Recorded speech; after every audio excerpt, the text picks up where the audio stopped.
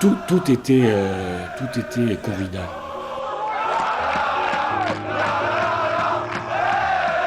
C'est une passion, un grand amour, on peut dire comme un mariage qui dure.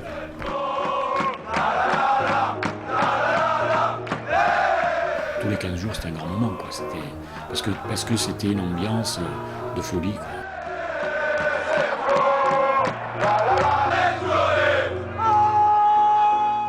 Toulon, c'est une ville qui doit s'installer en première division.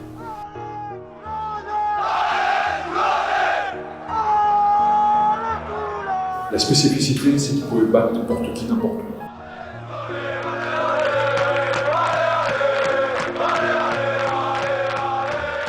Dix ans passés en première division, 10 ans seulement, mais Toulon a marqué l'histoire du football français. Un stade bouillant, un public passionné, une équipe de combattants digne de celle de Wimbledon en Angleterre. De la grande époque au foot amateur plongé dans l'histoire du Sporting qui débute au printemps 1983 en Isère. Grenoble, samedi soir 20h30, toute une saison se joue à présent pour le Sporting Club de Toulon, 2 fois 45 minutes. 22h07, d'Alger, toujours lui, réussit l'exploit personnel de la soirée et parachève la victoire et l'accession du Sporting Club de Toulon d'un 5e but d'anthologie. Luigi Alfano, depuis 77 au club. La montée en D1, pour nous qu'on a connu le petite division, tout ça, avant, c'est extraordinaire, cette fête, ce truc, là. De se retrouver avec pratiquement 7-8 000 Toulonnais qui sont montés à Grenoble, c'est pas à côté quand même. Hein. Non, malheureusement, j'en ai eu d'autres, mais moins importantes que celle-là, parce que le club se retrouve quand même à Ligue 1. Le club comme Toulon se retrouve à Ligue 1. Roland Courbis avec 2 ailes, Roland. Je suis arrivé donc en 82 comme joueur. On a quand même eu la fierté de monter en première division. Ça, c'est un de mes plus beaux souvenirs de ma carrière. Et pour arriver donc à avoir le profil d'une équipe compétitive. Et ensuite, il y a 9 années de maintien en première division. Ils se sont battus comme des champions et ils ont franchi les divisions. Tous des enfants du port de Toulon, ce sont les marins du ballon rond. Ils ont pour emblème une rascasse qui s'y frottent si vite, ce sont des as. Yves Mérens, j'ai 69 ans, je suis en retraite. J'ai été journaliste à Var Matin et donc j'ai fait toute ma carrière ici, entre Toulon et après la fusion à Nice. J'arrive quand ils viennent de monter en D1. C'est une belle histoire d'amitié, le Sporting, à cette époque-là. Christian d'Alger, qui a été un joueur extraordinaire, qui était un peu le Platini avant l'heure. Et puis il finit sa carrière, il est rappelé par Toulon. Et il vient ici comme joueur, il les fait monter et il prend l'entraînement. Tu joues tous les ans la descente, il faut se maintenir, c'est compliqué. Et puis il y a quelques mauvais résultats. Et il arrive à faire venir quand même en première division, au Nice. Donc c'est la Monaco Connection. Il arrive à faire revenir de Monaco Delio au Nice, qui est encore 2 fois meilleur buteur du championnat à son âge avec Toulon. Donc c'était vraiment un fort. Il arrive à faire revenir Courbis, qui prend le poste de libéraux. Il y a 3 ou 4 anciens joueurs comme ça qui sont avec Christian d'Alger. C'est un grand moment d'amitié. Et puis ça se passe mal avec Christian. Et Roland, qui devait arrêter sa carrière et devenir directeur sportif, et il faut qu'il se jette dans l'arène et il prend l'entraînement. Et moi j'arrive à ce moment-là. Et donc c'est les premières des 5-6 années de Roland à Toulon comme entraîneur. Et là on vit un truc de dingue, on vit un truc de fou, c'est des instants merveilleux. Lorsqu'on demande à Franz et Eddy, supporters emblématiques du club, leur rencontre favorite de cette époque, ils sont unanimes. Les derbies. Ouais. Derbies. C'est pas un match, c'est tous les derbies. Il y avait 2 matchs extraordinaires dans la saison. C'était Toulon-OM et OM-Toulon. Et ils se détestent. C'était la corrida à tous les matchs. Mais là, c'était la grande corrida. C'était pratiquement la guerre. C'est toujours un match spécial. Hein. Et puis Toulon a toujours empoisonné l'OM, même le grand OM de tapis, ça a toujours été un gros bazar pour l'OM. La victoire à Marseille 1-0, où on est la seule équipe à avoir battu Marseille 2 fois la même année. C'est l'année où ils viennent champion d'Europe. Ouais. On les bat 1-0 chez nous. Ils étaient invaincus, je crois, chez eux. Là. Ils étaient Invaincus chez eux. On les bat 2 fois 1-0 chez nous. Pour être allé au stade de Vélodrome ce juin, avec les supporters de Toulon, ça a été quelque chose d'extraordinaire. Toulon-Marseille, avec Joël Quignou au sifflet, Jean-Pierre Papin qui lui a estorqué un penalty sur un plongeon, parce qu'en plus il pleuvait ce soir-là, il a glissé sur 20 mètres à plat ventre. Quignou s'est fait prendre honteusement, et je ne sais pas comment, Mayol a explosé, et je ne sais pas comment tout le monde est sorti de Mayol entier.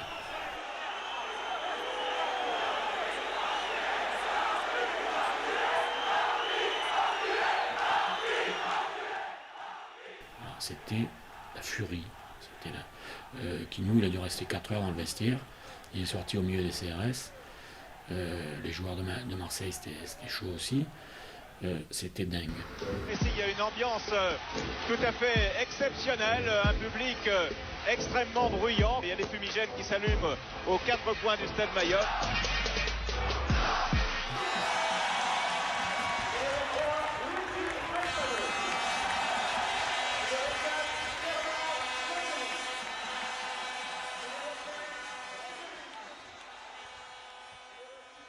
Il y a beaucoup d'équipes qui venaient à la maison qui disaient oh là là, il fallait jouer à Toulon, il y a tel joueur, etc. Et sur leur visage, on les voyait, dans l'échauffement, on avait quelques gestes sympathiques, même avant le match. Et bien souvent, ça nous faisait gagner quelques points.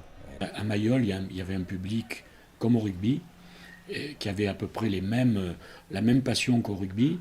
Donc, pour te prendre un exemple, quand il y avait une bagarre générale au rugby, c'était bien que les footeux fassent pareil. Donc des gens comme Alfano, Berenguer, Casoni, Pardo, qui avaient un engagement physique total, c'était les idoles de l'équipe.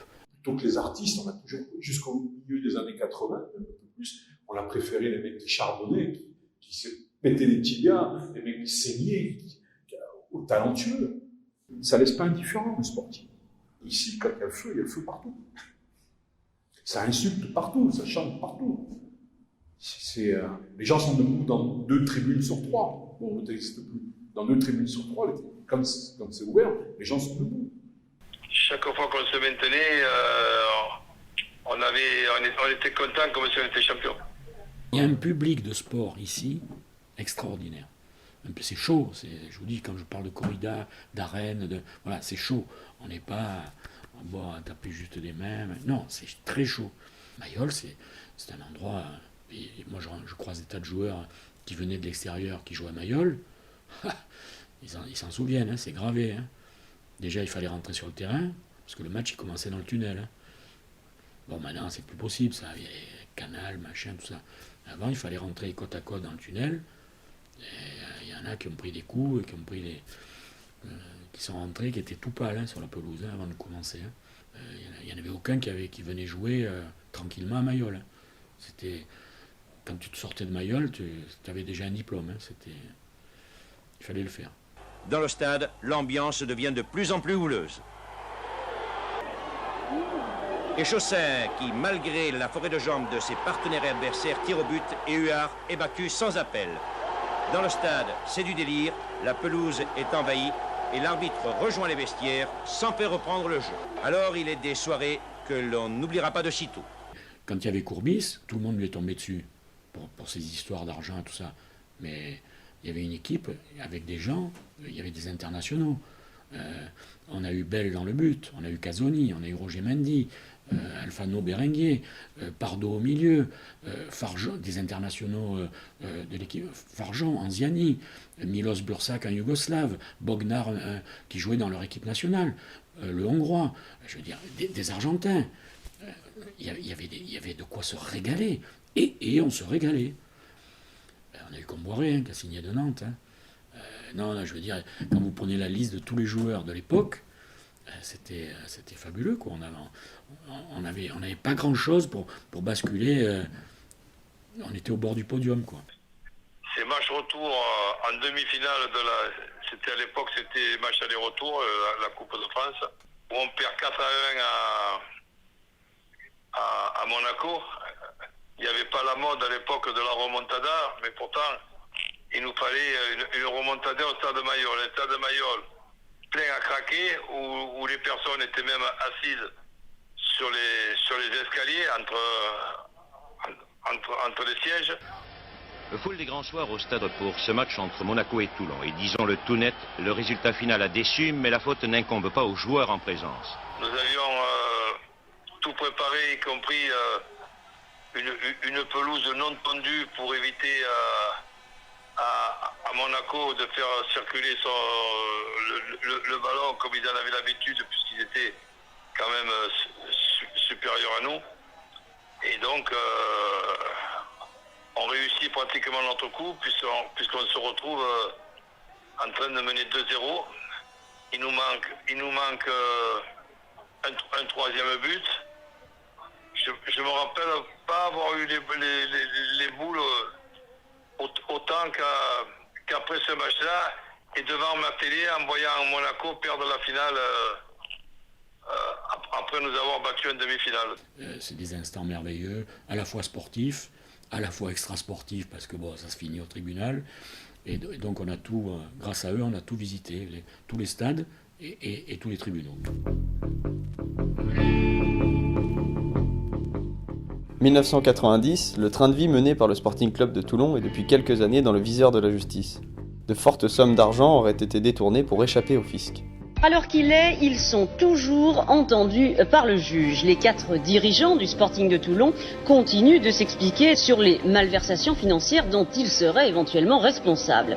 Ces 4 hommes sont Roland Courbis, Éric Guaran, Alain Haas, Jean-Marc Lang. Courbis, qui était l'entraîneur du Sporting, a mis au point un système. Il dit toujours: j'ai fait 3 francs avec 1 franc, puisqu'à l'époque c'était des francs, c'était pas des euros. Il dit: j'ai fait 3 francs avec 1 franc, mais au lieu de le faire et de la fermer, tout le monde le savait. Je pense qu'il y a d'autres clubs qui ont dû faire la même chose, mais qui ont été beaucoup plus discrets.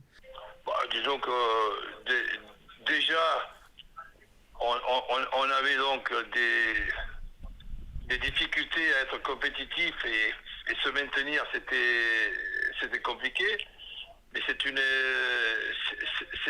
époque où, bon, pour arriver à s'en sortir, les équipes avec des moyens comme Saint-Étienne et comme Bordeaux, avaient en plus, disons, le culot d'avoir une caisse noire.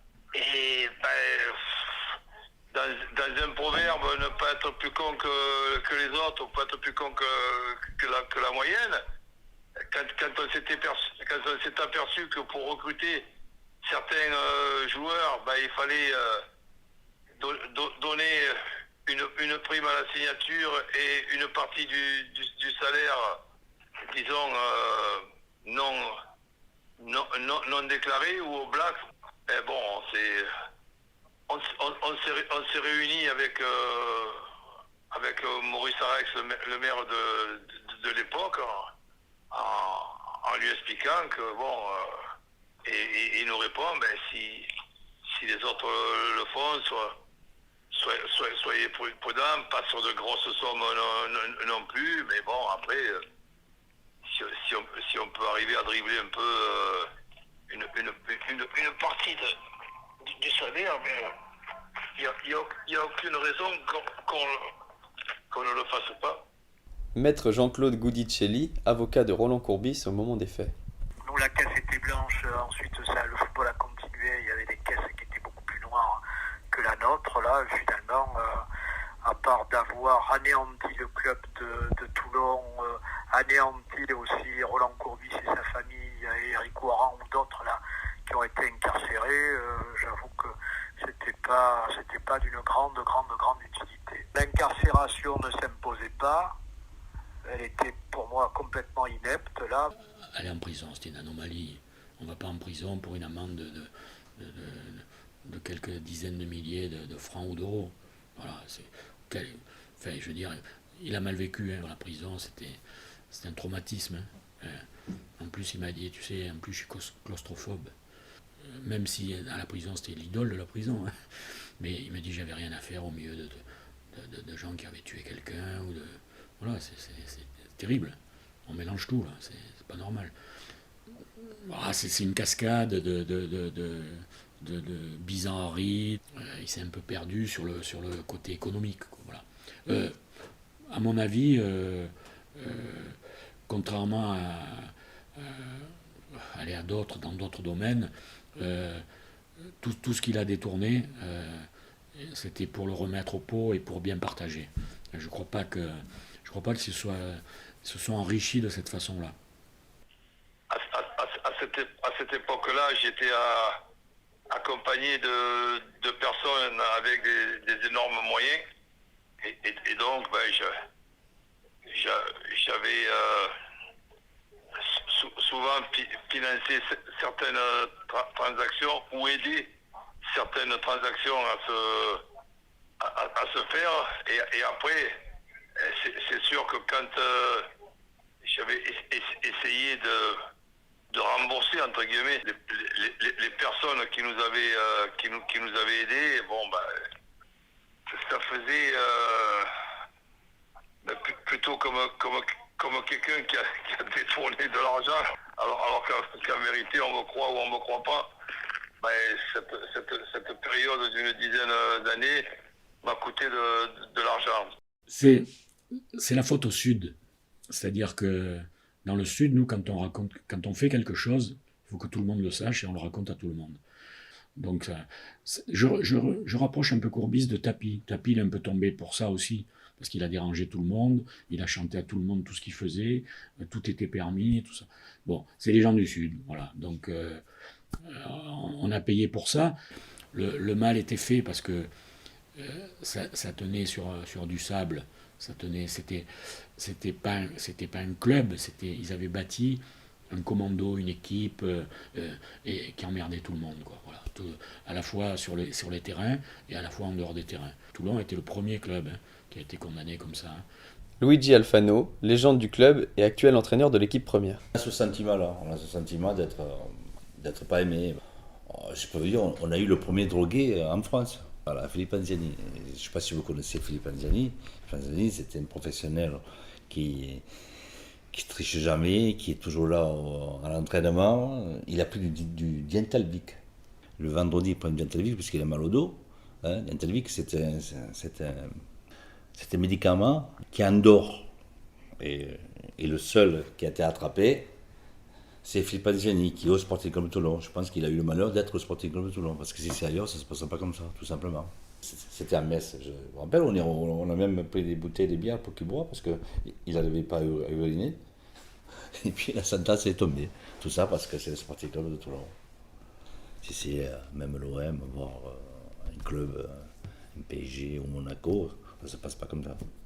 Sentiment aussi, comment dirais-je, d'injustice, voilà, parce que pour s'intéresser à Toulon, on m'avait promis que judiciairement on s'intéressait à d'autres clubs. Il y a eu des juges d'instruction qui ont été désignés un peu à droite, à gauche, etc.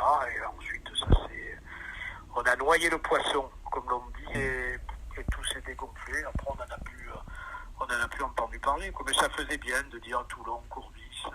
C'était d'une violence inouïe, et donc tout le monde a voulu leur faire payer la note. C'était plutôt un problème politique à l'époque.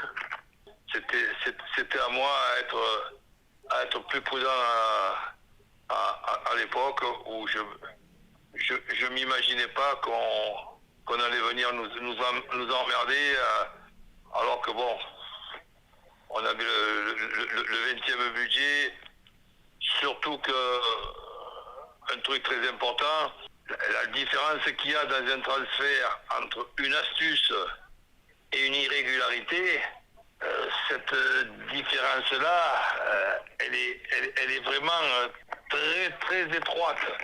Il y a un constat, il y a de la tristesse, mais ça ne m'enlève en rien les bons moments que j'ai pu passer.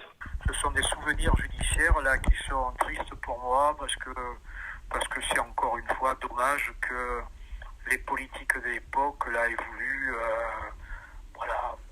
symboliquement faire du politiquement correct et il avait voulu bien évidemment marquer les esprits. C'était un ridicule inouï. À l'époque, il y avait une emprise du politique sur l'institution judiciaire qui était beaucoup moins indépendante qu'elle ne l'est aujourd'hui. Je veux dire, à l'époque, c'était prégnant que l'institution judiciaire était souvent sollicitée, qu'il fallait bien évidemment assainir le monde du football. C'était des coups de pub politiques et je vois pas très bien ce que ça a apporté avec le recul, sauf que ça a fait beaucoup de dégâts, footballistiquement et humainement, et bon, je peux vous dire, pour ma part, avec beaucoup de recul et au bénéfice malgré tout d'une longue expérience judiciaire, très franchement, j'ai pas constaté après l'épisode de Toulon, etc., que le football français était assaini. Voilà, donc c'est un coup de poignard dans l'eau, on a arrosé le désert et finalement on s'est payé un club. Il y a eu un drame, on est passé de première division à plus rien. Ouvrons maintenant une large page sportive avec tout d'abord la rétrogradation officielle du club de football de Toulon. Le SCTV évoluera en National 1 la saison prochaine, sans doute après avoir déposé son bilan.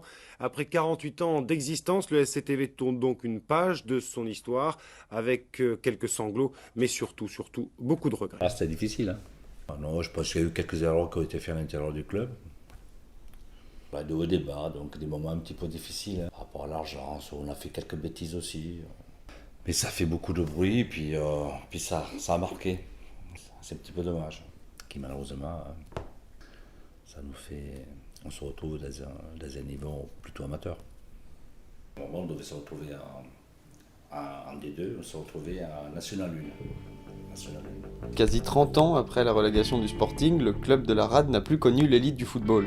Après un début du XXIe siècle passé sur les pelouses du football amateur, le club a récemment refait surface nationale avant de redescendre, de quoi alimenter une lueur d'espoir et attirer de nouvelles personnes dans le Var. Nous, on descendait de 3 ou 4 divisions d'un coup. Par contre, après, il faut du temps pour les remonter, ces 4 divisions. Et c'est cela qu'on n'a pas su faire. Mais nous la cassure, elle a été totale. Alors, comme ça venait au lendemain, au lieu d'un match perdu, ça venait après un procès perdu, les gens, ils se gossaient, ils rigolaient, ils se moquaient, tout ça. Mais n'empêche qu'il y a une jeunesse qui n'a jamais pu voir un match de première division, une génération ou 2 générations, et que ça manque. Et c'est pas normal, quoi. Donc ça, c'est quelque chose qu'il faut que les gens au pouvoir réparent vite, quoi. Parce que je leur en voudrais jusqu'à mes derniers jours si ce club-là ne remontait pas, quoi. C'est pire qu'une anomalie. Ouais. C'est pire qu'une anomalie. Quelle exception? On est la 15e ville de France. Oui. On a fait tout ce qu'il ne fallait pas faire. Ouais. Voilà. Si on avait voulu s'aborder, on n'aurait pas fait tout. Je trouve ça assez triste. Donc j'avais un espoir avec l'arrivée de Mourad, qui avait l'air d'être tombé d'accord avec le président. Puis après, ça ne s'est pas fait. Donc Mourad est maintenant ailleurs. Tout ça, dans la rue, on discute, tout ça. Je sais pas, j'ai pas trop compris son truc à lui. Depuis 6 mois, on a Jean Tigana qui revient. Donc j'ose espérer que le Tigana que j'ai connu, et bien connu, il ne va pas se mettre dans une embrouille pour vivoter à ce petit niveau. J'espère qu'il est venu là avec de l'ambition, en s'étant rendu compte qu'il y avait, comme je vous dis, un énorme potentiel, et qu'il fallait monter en 2-3 ans en 2e division, travailler avec des gamins, et puis le jour où il y a une bonne génération de gamins, on monte en 1re division, et on s'installe. Jean Tigana, nouveau directeur sportif du club. Et le projet, dans le futur, ça serait l'idéal déjà d'être professionnel et avoir un centre de formation pour pouvoir former des jeunes de la région. Ça a toujours été mon ADN, que ce soit à Lyon ou à Monaco. Mon ambition, ça a toujours été de sortir des jeunes, même en Angleterre, même en Turquie. Ça a toujours été ça, mon ADN. Et j'aimerais bien ici que la majorité du Sporting soit des Varois déjà et s'ouvrir sur toute la France et pourquoi pas même à l'étranger. Et la bonne nouvelle, c'est l'arrivée de Jeannot Tigana, qui a quand même des relations, des connaissances pour augmenter le budget et pouvoir faire avec cette rivalité locale avec hier, c'est une très bonne chose pour le football varois. Jean Tigana, il est la carrière qu'il a faite, tout ça, mais j'espère qu'il va nous